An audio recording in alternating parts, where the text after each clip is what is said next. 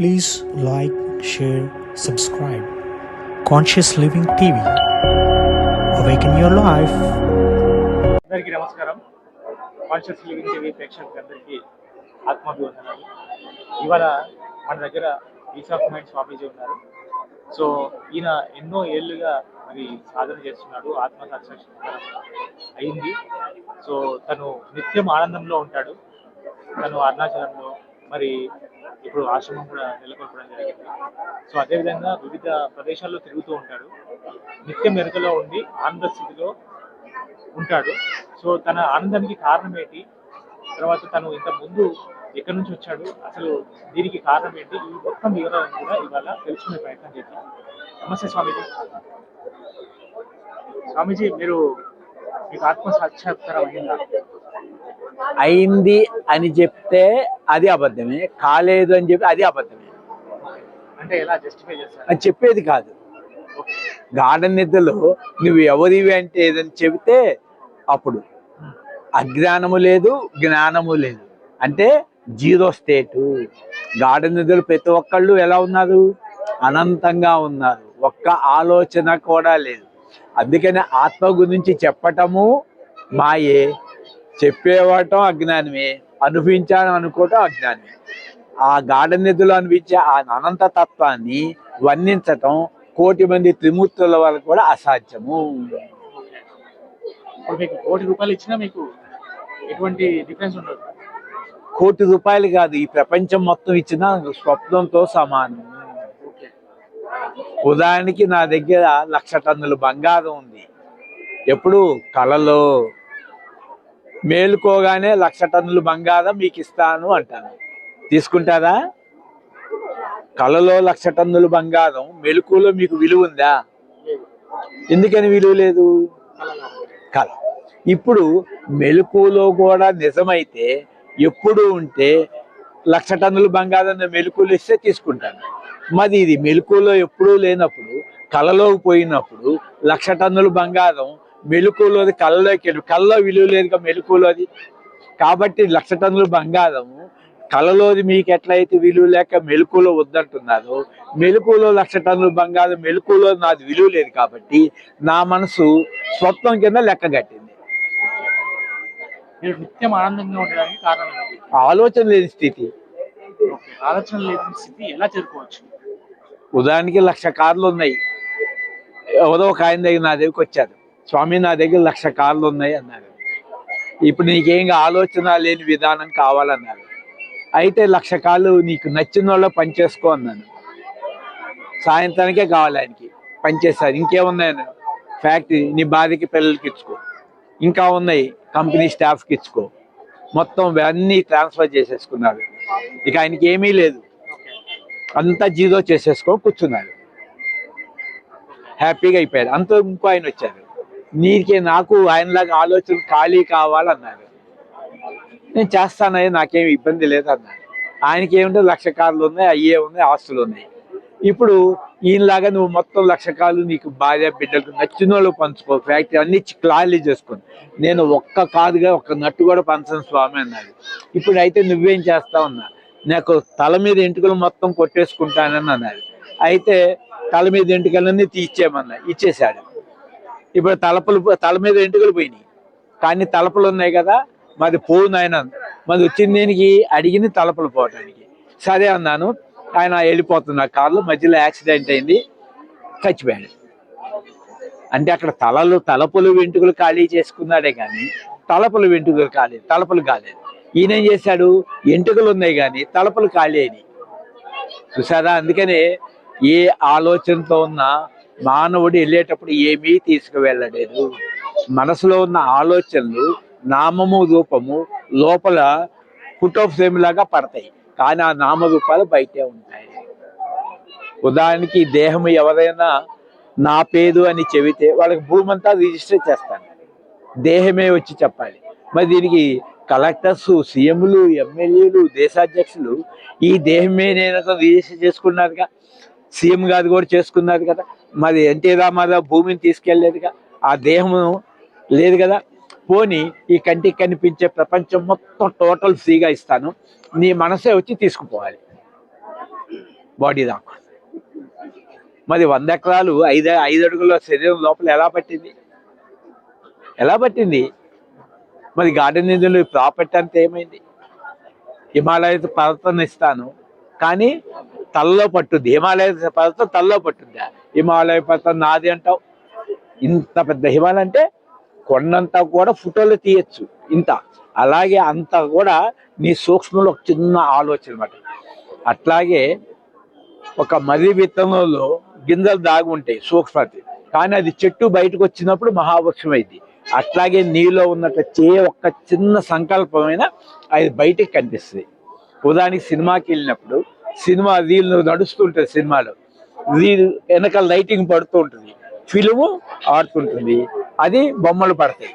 అదే ఆ ఫిలింలో లేకపోతే వైట్ చేసేస్తే లైట్ పడ్డా కూడా ఫిలిం మీద బయట తెరలాగానే ఉంటుంది. అలాగే నీ మనసులో వేసుకున్న నామరూపాలు మాత్రమే బయట ప్రపంచంలో కనిపిస్తాయి. గార్డెన్ నిధులు ప్రపంచం లేదు. ఈ నిత్యం ఆనందంగా ఉండడానికి ఏం చేస్తే అవుతుంది? ఇప్పుడు ఒక పావురం తీసుకోండి, కుందేళ్ళని తీసుకోండి, పిల్లిని తీసుకోండి, వాటికి ఏమున్నాయి? ఏమి లేవు. మరి వాటికి ఎంత ఒత్తిడి ఏమైనా ఉన్నాయి? మానవుడికి ఉన్నంత ఒత్తిడి. మరి వాటికి ఏం చదువుకున్నాయి? పోనీ మానవుడినే తీసుకున్నాం, రమణ మహర్షి ఏం చదువుకున్నారు? మరి ఏమీ 7వ సంవత్సరం చదువుకున్న మహర్షి డబ్బు లేపన గోచి పెట్టుకున్నాడు దగ్గరికి ఇంతమంది ఎందుకు వచ్చారు? మరి వాళ్ళు డబ్బు ఉంది కదా, ప్రెసిడెంట్ కదా, ఇందిరాగాంధీ కదా, ఎందుకు వచ్చారు?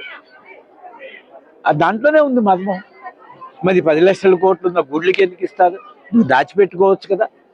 మళ్ళా మంచి చారిటీ లేని మంచి ఎందుకు చేస్తావు? నువ్వు ₹1 ధర్మబద్ధంగా సంపాదించినా అది నిద్రలోకి రాదు. ప్రపంచ కరెన్సీ పాపం చేసి సంపాదించినా అది నీకు రాదు. మరణించేటప్పుడు ధర్మబద్ధంగా రూపాయినే ఇక్కడ వదులుతావు, అధర్మ సంపాదన ఇక్కడ వదులుతావు, పాప సంపాదన. నీతోటి వచ్చేది ఏంది? పాప పుణ్యాలైన ఆలోచనలే వస్తాయి. ప్రపంచ మానవులాగా తల్లి గర్భంలో చిన్న శిశువు అప్పుడేమైనా పాప పుణ్యాలు ఉన్నాయా? ఆ శిశువుకి పోనీ మనం కూడా ఆ తల్లి గర్భం నుంచి వచ్చాం, అప్పుడు మనకేమైనా పాప పుణ్యాలు ఉన్నాయా? ఏదైనా ఒక వస్తువు వ్యక్తి తెలుసా? బయటకు వచ్చిన తర్వాతే కదా. మొదటి తలంపు ఎవరు వేసుకున్నారు? తల్లి వేసింది, నా బిడ్డ అని. వేసుకునేటప్పటికి ఏంది? అది అమ్మడే ప్రింట్ అవ్వలేదు.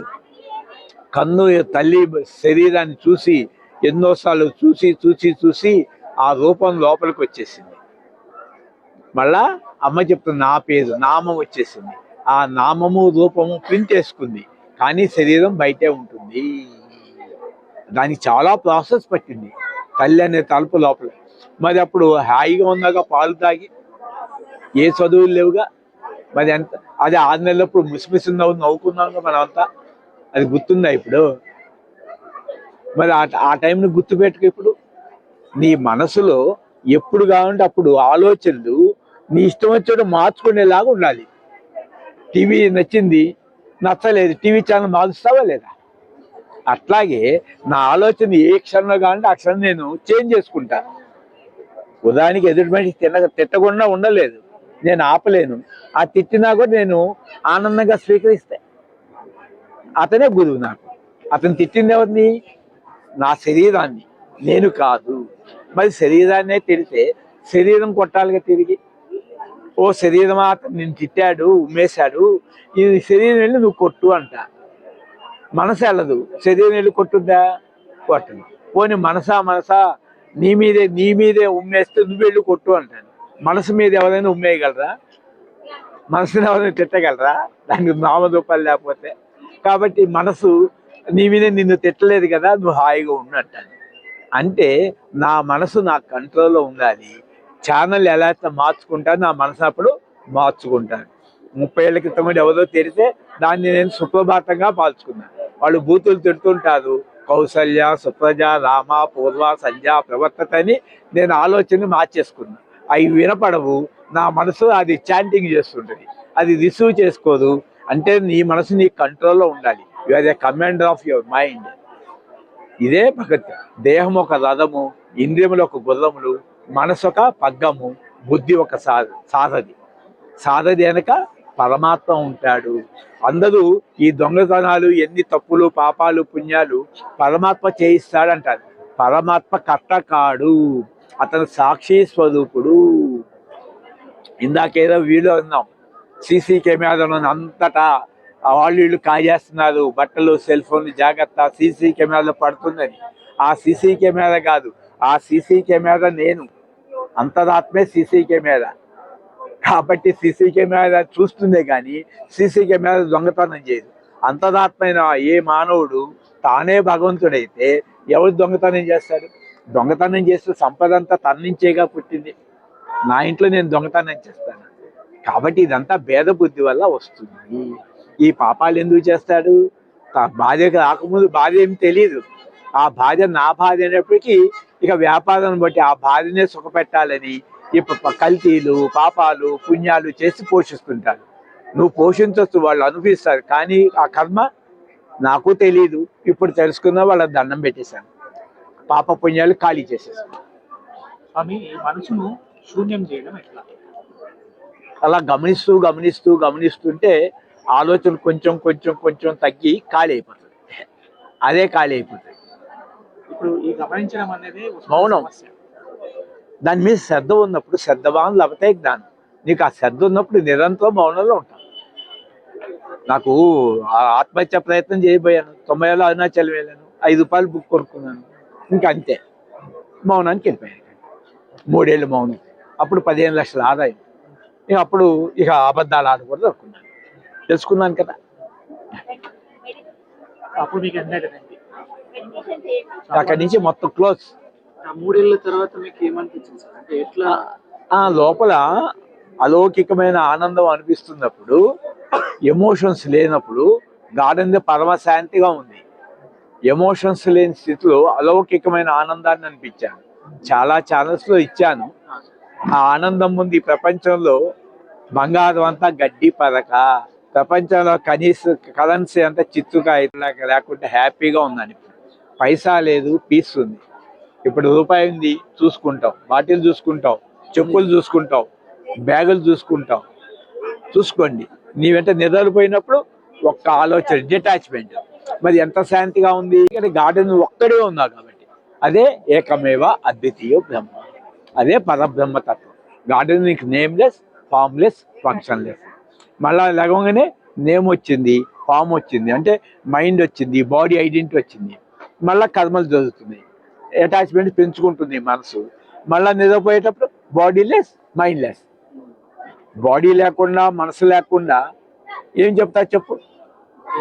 ఇది కలియుగం అని చెప్పండి, మొదటి ప్రపంచ యుద్ధం జరిగిందని చెప్పండి, రెండవ ప్రపంచ యుద్ధం జరిగిందని చెప్పండి. ఇది కలియుగం, ద్వాపరయుగం, త్రేత యుగాలు చెప్పండి, చెప్పలేవు. అంటే మనసులో వేసుకున్న మెమరీస్ని మెలుకులో జీరో చేశారు. ఉదాహరణకి కొత్త కంప్యూటర్ కొనుక్కున్నారు, న్యూ, దాంట్లో నువ్వు ఏది ఫీడ్ చేస్తే అదే మెసేజ్ వస్తుంది. చాట్ అంటే GTP, chat with peace of mind స్వామి, అది నాకు ఆన్సర్ ఇస్తుందంట. నా ఇంపాసిబుల్ అనమాట. నేను అడిగిన క్వశ్చన్కి అది ఇవ్వలేదు. దానికి నేను చెప్పాను, గార్డెన్ ఎవరో చెప్పాను, ఏదైనా చెప్తా, అది ఫీడ్ చేసింది ఉంటుంది. కాబట్టి ఇదంతా మెమరీలో వేసుకున్న ఫీడ్. నామము రూపం. ఉదాహరణకు ₹1 బిల్లు ఇచ్చాను, ఆ ₹1 బిల్లు ఇన్పుట్ అవుతుంది ఆలోచన. పెళ్లి చేసుకున్న ఆలోచన ఇన్పుట్, వాచ్ కొనుక ఇన్పుట్, చెప్పులు ఇన్పుట్, చేయి ఇన్పుట్ అవుతుంది, ఫ్రిడ్జ్, ఏసీలు, కబ్బోర్డ్స్ అన్నీ, కప్పులు అన్నీ చక్కగా ఉన్నాయి, ఏది నశించిపోతుంది. మీరు చెప్పిన విషయం వాస్తవం. ఇప్పుడు మేమున్నాం స్వామి, ప్రాపంచికంగా ఉద్యోగం, బాధ్యతలు, కుటుంబాలు, వీటన్నింటి మధ్యలో ఈ జ్ఞానాన్ని అంటే మీకు ఇంత పీస్ రాదు, 100% పీస్ రాదు. కొంత స్ట్రగుల్ పడుతుంటారు, కొంత సాధన చేసుకుంటారు. చేసుకుంటూ ఇది అనుభవించినప్పుడు అది వదిలేస్తుంది. ఉదాహరణకి నా దగ్గర కేజీ బంగారపు కంచం ఉంది, మీ దగ్గర కేజీ వెండి కంచం ఉంది. కానీ వెండి కంచం అనిపిస్తున్నారు, అందరూ గొప్పగా చెప్పుకున్నారు వెండి కంచంలో భోంచేస్తున్నాడని. కానీ నా దగ్గర బంగారపు కంచం, నేను బంగారపు కంచంలో తింటున్నా. నేను బంగారపు కంచంలో సీక్రెట్గా తింటున్నా. కానీ నేను ఒకరోజు ప్రకటించా, ఇది బంగారపు కంచంలో తింటున్నా, చూపించాను. అప్పుడు బంగారపు కంచం ఇస్తాను కేజీది, కేజీ వెండిది ఇస్తారా అన్నారు. అబ్బా స్వామి ఇంకేం కావాలి, అది ఇచ్చేయండి తీసుకోండి అన్నారు. అయిపోయింది. అట్లాగే బంగారపు కంచం లాంటిది పరమాత్మ, వెండి కంచం లాంటి ప్రపంచం. లేదా 5 రూపాయల బిళ్ళ, 5 రూపాయల బిళ్ళ పంచిపోతారు పరమాత్మ. అంటే 5 రూపాయలు ఇచ్చి 10 రూపాయలు ఎవరిని ఇస్తారా? 5 రూపాయలు 10 రూపాయలు ఇస్తారే. 10 రూపాయలు గొప్పది. మరి 10 రూపాయలు గొప్పది అయినప్పుడు పరమాత్మ స్థితిని వదిలి పంచభూతాలు ఎందుకు పట్టుకుంటాం? పంచభూతాలు 5 రూపాయలేగా. మరి గార్డెన్ నిధులు 5 రూపాయల నోట్లు, 5 రూపాయలు బిళ్ళలు లేవుగా. 10 రూపాయల నోటు ఉందిగా. ఆ 10 రూపాయల నోటే బీయింగ్ వదిలి 5 రూపాయలు పట్టుకున్నాం. అంటే 10 రూపాయలు ఎవరికైనా ఇచ్చేసి 5 రూపాయలు తెచ్చుకున్నాం. అందుకని దుఃఖపడుతున్నావు. నువ్వు గొప్ప ఆశ పెట్టుకో, గొప్ప ఆనందం పెట్టుకో. పంచభూతాలు దాంట్లో పరమాత్మ లెవెల్ అది. దాంతో లైఫ్ ఎండ్ అయిపోతుంది. అదే అల్టిమేట్ గోల్ మానవుడికి. అంటే అది ఇప్పుడు మేము ఉన్న ఈ స్టేజ్ లో అయితే చేయాల్సినంత చేసుకుపోవడమేనా? అదే నిష్కామ కర్మ చేస్తే కానీ సకామ వల్ల బంధిస్తుంది. నిష్కామం అంటే ఎట్లా సార్? నిష్కామ ఫలాపేక్ష లేకుండా చేస్తూ చేస్తూ చిన్న ఫలాపేక్ష లేకుండా దాని ఒక ఉదాహరణతో చెప్పండి. మేము ఉద్యోగం చేస్తున్నాం, అవును, కుటుంబ జీవితం గడుపుతున్నాం, అది మీకోసం కాకుండా దాన్ని ఎట్లా వాళ్ళకి చక్కగా చేస్తూ పోవటం. అది చేస్తూ ఈ సత్యాన్ని పిల్లలకి, భార్యకి, కుటుంబానికి నేర్చుకోండి. ఎందుకంటే మీ కంట్రోల్ ఉంది కాబట్టి వాళ్ళకి డిటాచ్మెంట్ ఈ విధంగా ఉంటేనే ఇట్లా నేను ఉంటాను. ఎక్కువ ఆధ్యాత్మిక విధంగా నేర్పుకోండి. కొంత డిటాచ్మెంట్ తెలుసుకోండి. వాళ్ళ రిజెక్షన్ ఉంటుంది కదా, రిజెక్షన్ తగ్గించుకోండి. అంటే ఆ రిలేషన్ తగ్గించుకోండి. ఇప్పుడు నా రిలేషన్స్ లేవు, అన్నదమ్ములు, అక్క చెల్లెలు, భార్య, బిడ్డలు. మీరు పూర్వాశ్రమంలో అందరితో చేసుకున్నాను కదా అంతా. దాంట్లో దుఃఖం వచ్చి ఆత్మహత్య చేసుకోపోయాను. అప్పుడు రిలైజ్ అయ్యాను అసలు ఏంటని. అదే మనం సాక్షాత్తు అనంతమైన పరమాత్మని తెలుసుకున్నాం. గార్డెన్ అది అందరి అనుభవం. గార్డెన్ మీరు పొందిన స్థితిని, దానికోసం మీరు పడ్డ కృషి, అందరూ అంత డిటాచ్ లో వెళ్ళలేరు కదా. వాళ్ళ ఇష్టం అంతే. ఎవరేం చేస్తారు? నేను ఏళ్ళలో కరెంట్ ఏళ్ళలో పెడతాను, షాక్ కొట్టకూడదు అన్నా అనుకో, నేనేం చేస్తాను? నేను అది దాంట్లో పెడితే షాక్ కొట్టు పెట్టాను, షాక్ కొట్టింది ప్రాపంచికంలో, వదిలేసాను, పరమశాంతి చిక్కింది. మీరు అనిపిస్తానంటే అనిపించండి, వదిలేయండి. లేకపోతే నీవు చేయవలసిందంటే కాసింత తగ్గించుకుంటూ రోజు తగ్గించుకుంటూ, ఖర్చు తగ్గించుకుంటూ, చక్కగా టైంని పెంచుకుంటూ, ఆధ్యాత్మికంగా ధ్యానానికి సత్కర్మలు చేసుకుంటూ పోతే నీకు నేచర్ ఎక్కువ ఇస్తుంది. ఇప్పుడు అట్లా చేస్తూ మనం వెళ్తుంటాం, కుటుంబం నుంచి సపోర్ట్ రాదనుకోండి, అప్పుడు మనం చేయాల్సింది అంటే సరైన సపోర్ట్ లేదు, కానీ నాకు వ్యక్తిగతంగా చేయాలన్న. అవును, వాళ్ళకి చేస్తూ మిగతా టైంని మీ వ్యక్తిగతంగా జీవితాన్ని సాధించవచ్చు. వాళ్ళు కలిస్తేనేమో కలిసి దాన్ని పిరమిడ్కి, లేకపోతే మీరు రండి ఆదివారం మిగతా ఇంట్లోనే ఒక 2 hours తగ్గించుకొని వాళ్ళకి 1 గంట స్పెండ్ చేసుకుంటూ దాన్ని. ఇప్పుడు 5 గంటలు 10 గంటలు స్పెండ్ చేసే కన్నా ఆ రిలేషన్ తోటి తగ్గించుకుంటూ వాళ్ళు డిటాచ్మెంట్ అవుతారు. మీ నాలెడ్జ్ వాళ్ళకి తెలుస్తుంది. పిల్లల్ని పెంచడంలో మనం ఏమన్నా ఆ పరమాత్మ తత్వం చెప్పడమే. సత్కర్మలు, నీతి, న్యాయం, ధర్మ అర్థ కామ మోక్షాలు. ఆ ధర్మబద్ధంగా జీవించినప్పుడు హ్యాపీగా ఉంది. స్కూల్ టీచర్ గా 5వ తరగతి వరకు చెప్తున్నారు. మా పిల్లలకి ఎట్లా చెప్పాలంటే, ఇంకా మీరు టీచర్ మీ పిల్లలకి ఏం చెప్తున్నారు? ఎంతసేపు స్కూల్ సిలబస్ చెప్తాను, మహా అంటే ఒక 10 నిమిషాలు ధ్యానం చేస్తాను. ఇంకా ఏమన్నా ఇప్పుడు వాళ్ళ లోపల విషయాలు చెప్పించడం ఏమి లేదు. వాళ్ళకి ఒక పవర్ ఇవ్వండి. పిల్లలకి వాళ్ళకి ఇప్పటి నుంచే వాళ్ళ లోపల కల్మషం లేవు. వాళ్ళకి ఆ కల్మషమైన విషయాల నుంచి వాళ్ళు భయపడి నువ్వు పర్ఫెక్ట్ గా ఉంటే వాళ్ళకి పవర్ వస్తుంది. ఒక నిజాయితీగా ఉన్నాడు అనుకో, అతని పవర్ వస్తుంది. ఒక విలువ, నైతిక విలువ నేర్పండి. నైతిక విలువ నేర్పినప్పుడు వాళ్ళే జడ్జెస్ అవుతారు. ఒక 5వ తరగతి చదివే వ్యక్తి కూడా బిఏ లేకుండా హైకోర్టు న్యాయమూర్తి జస్టిస్ లెవెల్లోకి వెళ్ళొచ్చు. అది అట్లా విలువలతో నైతిక విలువలు అంతే అంతే అంతే ఇట్లా పవర్ వస్తుంది అనేది చెప్పొచ్చు. అంతే. ఇంకొకటి స్వామి, ఇప్పుడు మీరు అన్నారు ఆలోచనలను గమనిస్తూ ఉంటే శూన్యం అయిపోతుంది. ఆ ఆలోచనలు శూన్యం కావడానికి మనతో ఉన్న సంచిత ఆగామి కర్మలకు సంబంధం ఉంటుంది. అంతే కదా. నీకు కర్మ జరుగుతుందంటే అది ఏదో ఒక జన్మతాలు కర్మలే. ఆ కర్మలు నివృత్తి చేసుకుంటూ పోతే అది రోజు తగ్గి కర్మ నివృత్తి అయ్యి గార్డెన్ పొందే జ్ఞానం రాగానే కర్మలన్నీ కూలిపోతాయి. 100% కర్మలు కూలిపోతాయి. అదే మోక్షస్థితి. అప్పుడు నీకు అనంతమైన శక్తి, అనంతమైన పవర్ వస్తుంది. మీరు అప్పుడు టీచర్ చేయగలరు. ఇప్పుడు 12,000కో 50,000కో చేస్తారు. గార్డెన్ నిధిలో ఒక్క నిమిషము ఒక్క విద్యార్థికి ఒక్క నిమిషం టీచింగ్ చేయండి, ప్రపంచ కరెన్సీ అంతా ఇస్తాను. ఒక్క నిమిషం ఒక్క విద్య, మరి ఏమైంది అంతటి ఆనందం? ఆ స్థితిని అందరికి బోధించవచ్చుగా. అంతే. ఇప్పుడు కాబట్టి ఆ స్కూల్ చేసుకుని ఎంత వస్తుంది మీకు టీచింగ్? 50,000. దాంతో చేసుకుంటే మీ పిల్లలు ఈ మార్గంగా నడుపుకోండి. మీ కుటుంబాన్ని వదలొద్దు, మీ కుటుంబంతో పాటు విశ్వవ్యాప్తం చేసుకోండి మీ ప్రేమని. నా కుటుంబం నుంచి నేను ఎందుకు వచ్చానంటే ఈ కుటుంబాన్ని వదలటం, నా ప్రేమ విశ్వ ప్రేమని చేసుకున్నాను. అందుకని జగమంతా నా కుటుంబం అంటాను. వరల్డ్ ఈజ్ మై ఫ్యామిలీ అంటాను. ఐఆమ్ ఫాదర్ ఆఫ్ వరల్డ్ అంటాను. ఎన్నో వర్డ్స్ ఉంటాయి. ఐఆమ్ వరల్డ్ జస్టిస్ అంటాను. నేను పరమ పవిత్రుని అంటాను. అంత శక్తి వస్తుంది అంటాను. అందుకని 1,000,000 ఆటోమొబైల్ పవర్ ఉంటుంది అంటాను. 1,00,000 మంది మిఠాయిలతో కాల్చుకుంటా ఇట్లా ఉంటుంది. భయం లేదు జీవితం. ఎందుకు భయపడాలి? తప్పు చేసావో భయపడతాం. ఆ తప్పు చేయనప్పుడు ఎందుకు? ఒక ఆఫీసర్ లంచం తీసుకుంటారు, తెలీదా? అప్పుడు లోపల ఇన్నర్ ఫీలింగ్ పడిందా లేదా? ఎవరి చెప్పక్కల్లా నీ మనసులో ఆలోచన ప్రింట్ అయిందా లేదా? అదే చిత్తంలో ఉన్నటువంటి గుప్తంగా ఉన్న దాగి ఉన్నటువంటి మెమరీస్. అంటే చిత్తగుప్తుడు లేడు, చిట్టా లేదు. ఇప్పుడు ధ్యానం బాగా చేయాలని ఒక రోజంతా కూర్చున్నాడు. ఇందాక అన్నట్టు కర్మలు అనేది ఎన్ని అయితే అనుభవించాలో అన్ని అనుభవించిన తర్వాతనే కాదు అని చెప్పింది సార్. అది నిజమా? నువ్వు సాధించి ఎక్కువ పెంచుకొని ఇప్పుడు నేను ఇక్కడే ఉన్నా కట్టాలో. ఇప్పుడు హైదరాబాద్ ట్రైన్ ఎక్కాను. హైదరాబాద్ ట్రైన్ ఎక్కి మద్రాసు వెళ్తున్నాను. జర్నీ చేసేకొని తగ్గిపోతుందా లేదా? అదే నేను ఫ్లైట్లో వెళ్తే హైదరాబాద్ తొందరగా పోతుందా లేదా? అందుకే రేయి పగలు జానం ఆ పరమాత్మునిలో లీనం. అప్పుడు ఆశ లేదు, ఆలోచనే లేదు. ఆ స్థితికి వచ్చినప్పుడు ఏమైంది? నీ 50,000 కాదు 5,000 నీ చుట్టూ తిరుగుతాయి.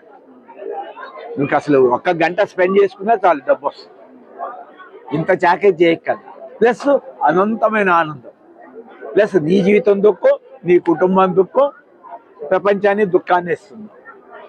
అప్పుడు నువ్వు పరమశాంతిగా ఉంటావు. మీ వాళ్ళు వచ్చినా ఉంటారు, లేకపోయినా 1,00,000 మందికి నీ శాంతిని పంచుతాడు.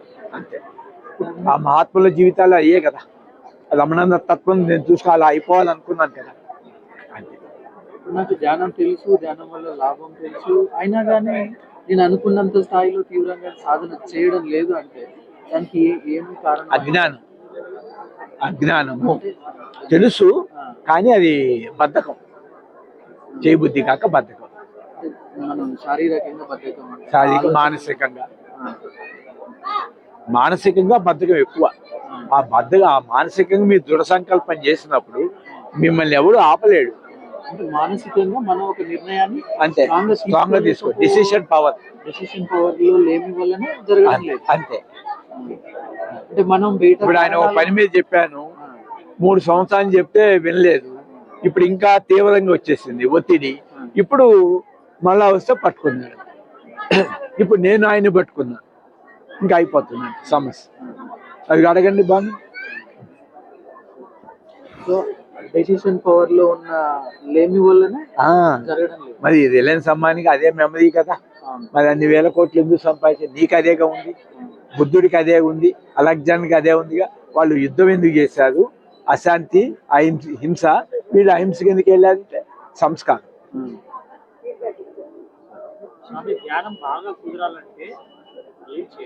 దాని మీద శ్రద్ధ కావాలి. బా అంత గొప్ప ఆనందమా! అటువంటి ఆనందం ఎవడైనా మిస్ చేసుకుంటాడా? ఆ జ్ఞానం బ్రహ్మజ్ఞానం కదా అది. అంటే ఆ అనుభూతి దొరికిన వాడికి అర్థమవుతుంది. అనుభూతి దొరకలేదు నాకు తెలుసు. దొరకనోడు ఏం చేసేయలేదు, దొరికింది కాబట్టి పెంచుకోవాలి అంతే. కనీసం కొంచెమైనా. అది నేను బంగారం కంచం ఇస్తాను, వెండి కంచం ఇవ్వమంటుంటే నాకు బంగారం కొంచెం వద్దురా, దరిద్రం. అది బంగారం దరిద్రము, వెండి కంచం నాకు చాలంటే ఎవడేం చెప్తాడు? పరమాత్మే చెప్పేశాడు, నిరాకార నిర్గుణ సర్వశక్తి, నన్ను నిరంతరం ప్రార్థించు, నన్నే చింతించు, నా స్వస్వరూపాన్ని ఇస్తానన్నాడు. నిరాకార తత్వాన్ని పంచభూతాలు దాటి నీకు శ్రద్ధ లేకపోతే ఎవడేం చెప్తాడు? కాసేపు బెల్లం, కాసేపు ఇల్లు, కాసేపు నగలు, కాసేపు బట్టలు ఏమొస్తాయి నీతోటి? ఈ రూపాయి తల్లి గర్భంలో తేలేదు, నిధులోకి తీసుకెళ్ళండి. ఎందుకు తీసుకెళ్ళండి? నిధులోకి తీసుకెళ్ళండి. ఈ నిధులోకి ప్రపంచ కరెన్సీ అంత ఇస్తాను. ఎందుకు పోనీ శ్మశానానికి తీసుకెళ్ళండి. మరి వెంటరాని వాటి కోసం ఎందుకు ఇంత వెంపర్లాట? ఏదో రూపాయి వెనక్కి వస్తే శ్మశానానికి వెంపర్లాట. వాళ్ళని చూసి జాలి పడతానంటే, మా పిల్లల్ని గురించి జాలి పడతానంటే, పిల్లల్ని చూస్తే జాలి పడతాను పోయి అంతే. నన్ను దీన్ని పిచ్చోళ్ళు అంటారు, అంతే మంచిది అంతే. ఎస్ పిచ్చోళ్ళు అంతే యాక్సెప్ట్. నా శాంతిని, నాకు దుఃఖాన్ని వాళ్ళని తీసేయలేకపోయారు. ఆత్మహత్య నా ప్రయత్నం ఎవరు కాపాడలేకపోయారు. ఆ రోజు కింద పడి 3 అంతస్తులు కింద పడితే తలకాయ కాళ్ళు ఇరిగిపోయాయి కదా. ఆ సంఘటన నాకు గుర్తుంది కదా. మానసిక డాక్టర్ దగ్గరికి వెళ్ళాను కదా. నాకేం కర్మ, ఎందుకు అంత ఒత్తిడి? సేల్ ట్యాక్స్ భయాలు, ఇన్కమ్ ట్యాక్స్ భయాలు, అప్పులు కోట్లు రావటాలు, ఒత్తిళ్ళు, నిద్రలు ఉండవు. 20 గంటలు ఫ్యాక్టరీలకి ఎన్ని అవి తగలబడతాయి, అప్పులు ఒప్పు.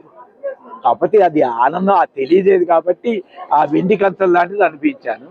రమణ మహర్షి లాగా ఆ బంగారపు కంచం నిరాకారం, కర్మ తజ్జనం, కర్మ కింపదం అన్నాడు కాబట్టి అది పట్టుకున్నాను. వెండి కంచం వదిలేసాను. వెండి కంచం వదలే, వెండి కంచం కూడా నేనే, బంగారపు కంచం నేనే, వెండి కంచం నేనే.